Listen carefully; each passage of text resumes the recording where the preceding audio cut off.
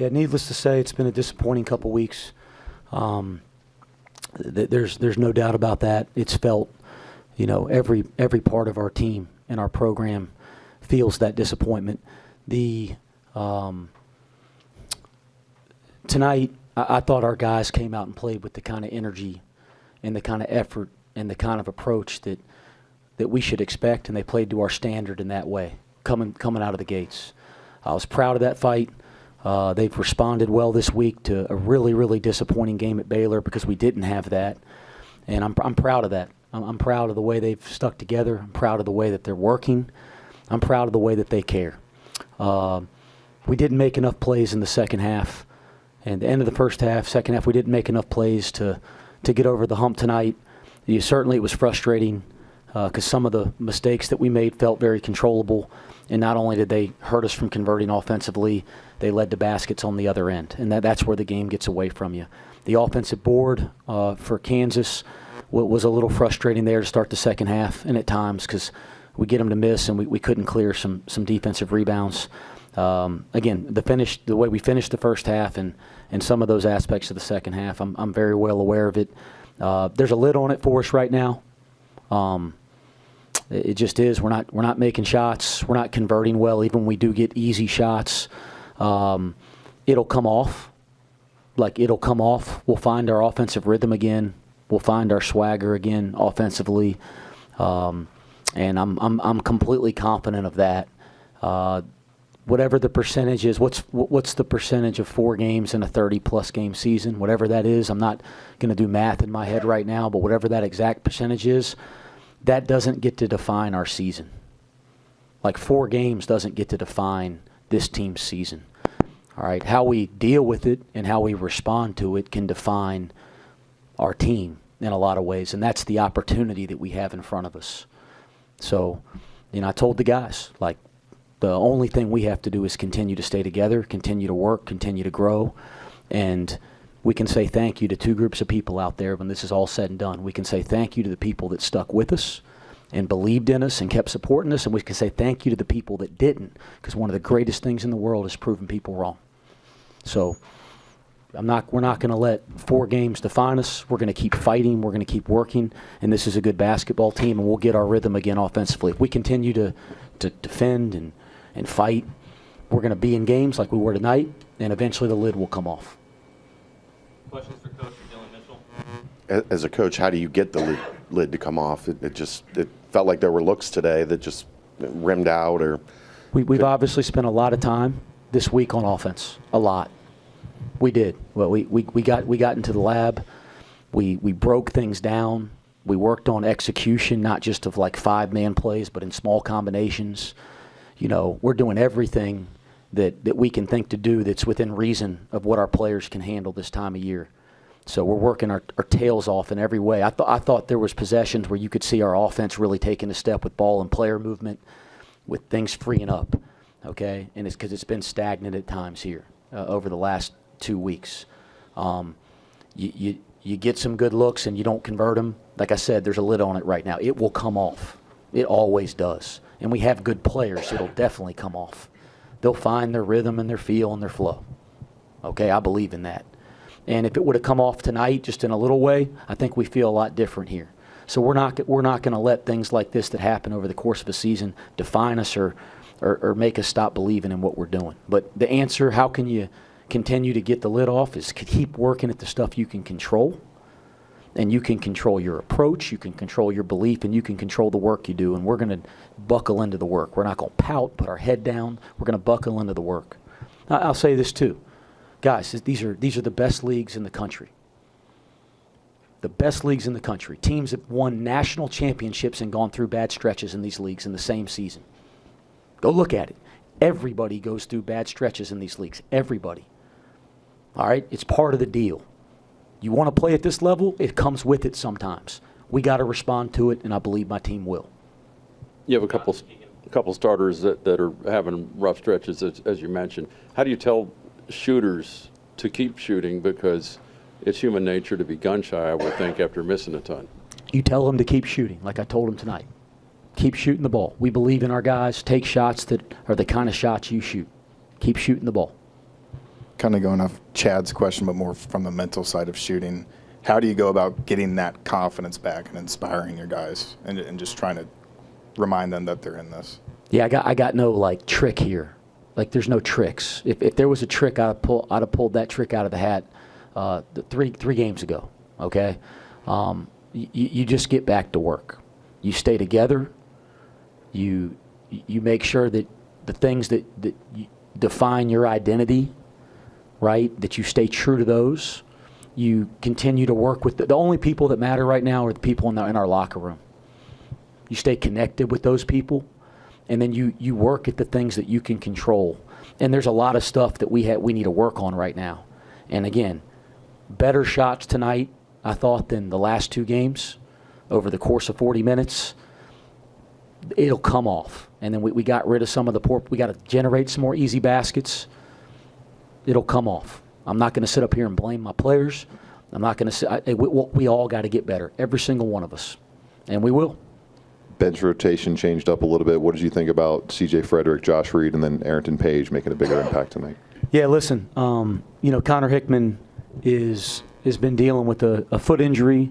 He's a shell of himself. He knows that. He's barely practiced. I mean, he's walking around in the boot, his foot's stiff, and he's just trying to play in games. And him and I had a conversation. He knows it. I know it. He's just not himself. We got to get him back to being healthy and being himself. And he can really help this team. He's a great offensive player, a great offensive weapon. We need him to help this team. Okay, so you got a guy in C.J. Frederick that has a ton of experience at this level of college basketball. It felt like, there's going to be a time this year he's going to matter a lot. It was good to get some meaningful minutes out of him, even though he didn't make a shot. I thought he made a couple really good, tough plays defensively, and I thought he gave us a little pop and a spark with his player and ball movement. Josh Reed, same thing. He has a ton of experience.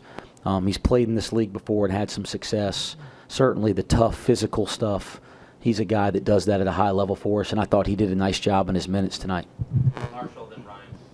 Coach, you mentioned in your opening statement about being able to prove people wrong is a good thing. In the last few minutes of the game, the boos were loud. When you go back into the locker room and you talk to your guys about the same guys who normally cheer for them, the same fans that cheer for them, booing them, how do you help or deal with that with a group of young men? Yeah, we're humans. We hear it. I mean, we're human beings. I signed up for this, so I'm never going to be the guy that stands up here and complains about fanfare. Like I love our fans. I love the support that we have here. I understand if they're frustrated because we haven't played well for 2 weeks. But as I said, people that stick with us and keep fighting for us, thank you. And the people that don't, thank you, because we'll prove you wrong. And that's what I told the team in the locker room. Dillon, as someone who's kind of been through the grind of the Big 12 multiple years, played at a high level, what do you personally do to try to help get this team back on track? I mean, I think it's just all the little things and continuing to stay together. Like I kind of told the team, the other day, like we had, I think it's 16 games left in conference. Like I don't even know if we've played that many games so far. Like there's still a lot of season left. And I think we just got to continue to stay together, continue to work hard every day in practice, and then translate. Bring what we do in practice to the game, all the little details that we work on and go hard in. I mean, there's so much basketball left, and we trust the coaches, we trust each other. We know, shots are going to start to fall. When it does, everything's going to open up for us. And I just think if we just got to continue to lock in, continue to stay focused on the details, continue to stay together. I mean, that's the biggest thing. It's all about the 15 other guys in that locker room and all the coaches. That's all it's about. That's all that matters. So continue to stick together, stay together. And I mean, there's a lot of basketball left. We just got to keep fighting. And we're going to respond. I know it. Mike. Dillon, obviously Wes has a lot of confidence in you and the team. When you're going through what you're going through like today, how hard is it to go through that and maintain the belief that it will get better? I think it's just trusting the work that we put in, trusting the work that every day, it doesn't matter if it's individual workouts, practice, I mean, just trusting the work that we put in every day. I think that's the biggest key. We work. I mean, that's what we're all about. So now it's just about responding, continuing to stay in the gym and continue to work. Don't let it bring us our confidence down if shots aren't falling. And I mean, just trusting our work and go on the court, play free, play with confidence. I think that's the biggest thing, and eventually it will get there, and shots will start falling for us.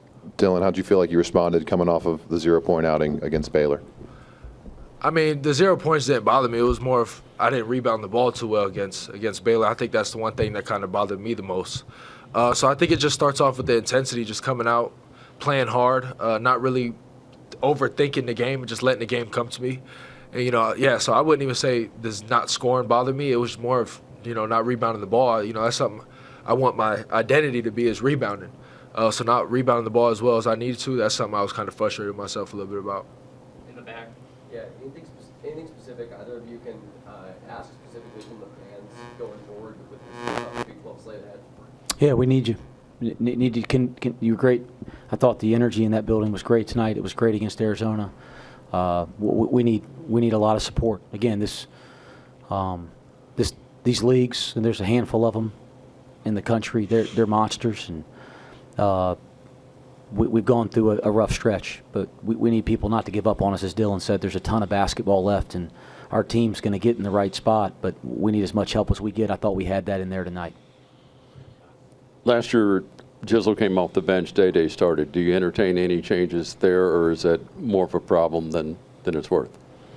I don't think that. I think both of them are going to play significant minutes. I think they're both currently playing significant minutes. I think they're both going to continue to play significant minutes, and that's not something that we've spent any time thinking about. But they're both incredibly important to our team. So whether or not they run through the little tunnel that the guys make when their name's called, that's irrelevant to me. We're just going to try to find the right combinations, and those guys are going to be a part of those combinations. That's inevitable.